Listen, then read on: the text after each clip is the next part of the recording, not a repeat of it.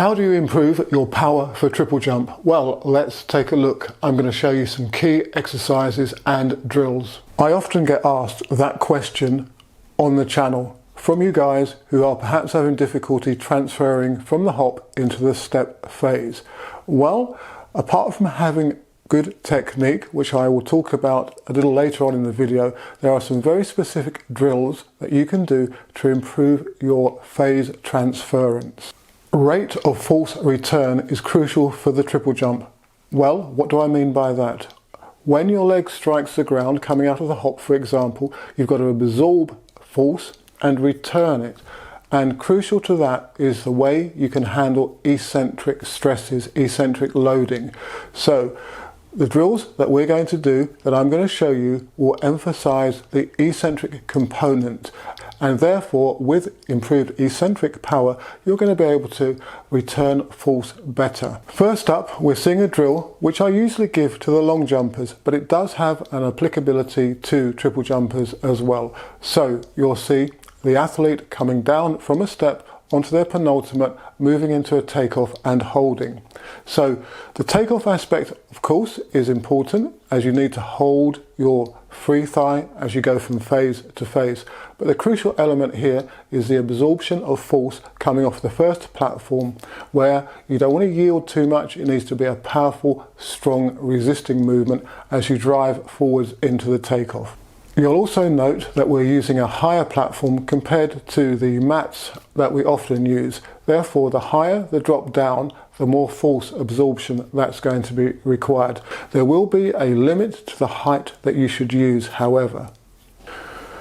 Okay, now you're seeing a sequence of 3 bounds performed from a platform with a run on. And the objective here is to really go for distance for the first step, the first bound, and to use a trajectory that takes you up and forwards, but not too up. The objective being to hit the track with greater force, but in a way that enables you to transition forwards. If you loop too high, you're going to absorb too much force vertically, and potentially you're going to collapse, or at least have a slow reaction.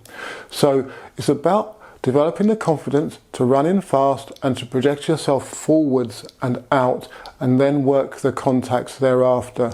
Now, this is both a conditioning exercise, a specific conditioning one, and also a technical drill.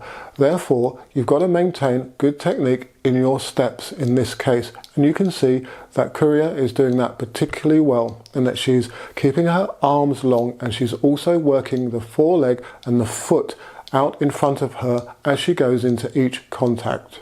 Okay, the next drill we're going to see is a hopping one. Now this is much more intense, and you do need to build up to this one in particular, and indeed the other one, if you're not familiar with these types of exercises.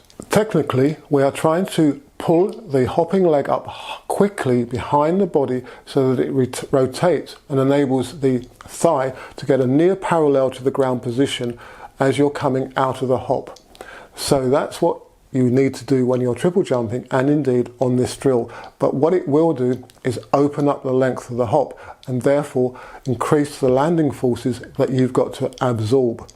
This will be apparent if you do this for the first time in your triple jumping, and indeed on this drill.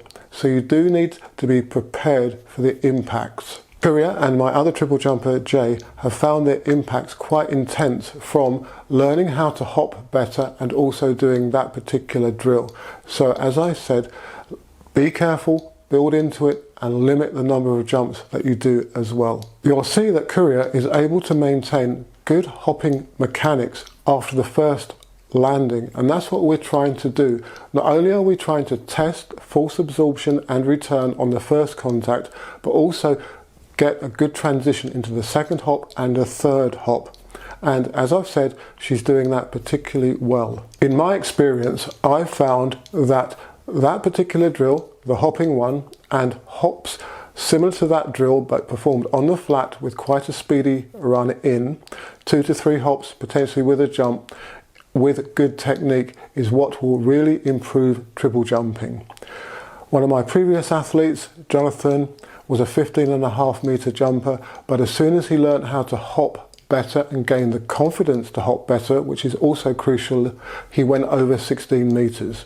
So it is important, as I've said, to develop the confidence and the specific conditioning to get the power so that you can get out of that hop and into another hop, or in the case of the triple jump, obviously into your step phase. There are other ways to improve your eccentric strength and your force return and absorption, and I'll be producing some further videos on that subject. In terms of reps and sets, don't do too many of these and make sure you're thoroughly and properly warmed up before doing them. I tend to include these types of drills in the phase prior to competition and during the early part of the competitive season, as by then the triple jumper should be well up to speed and power levels and capable of dealing with the forces involved, for example, relatively well, or particularly well I should say.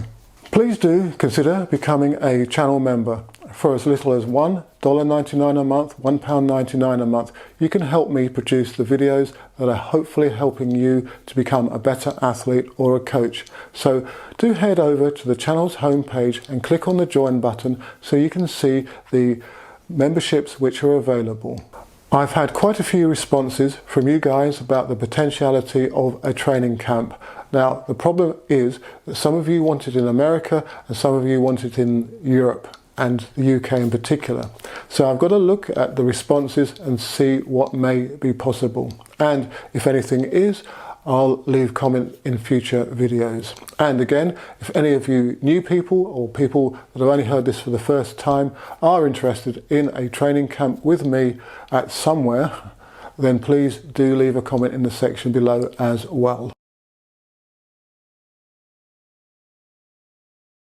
Do subscribe to the channel and turn on the bell notification icon so that you'll know when I upload new content. And do give this video a thumbs up and feel free to share it amongst your fellow athletes and coaches. And of course, good luck with any competitions that you've got coming up and your training.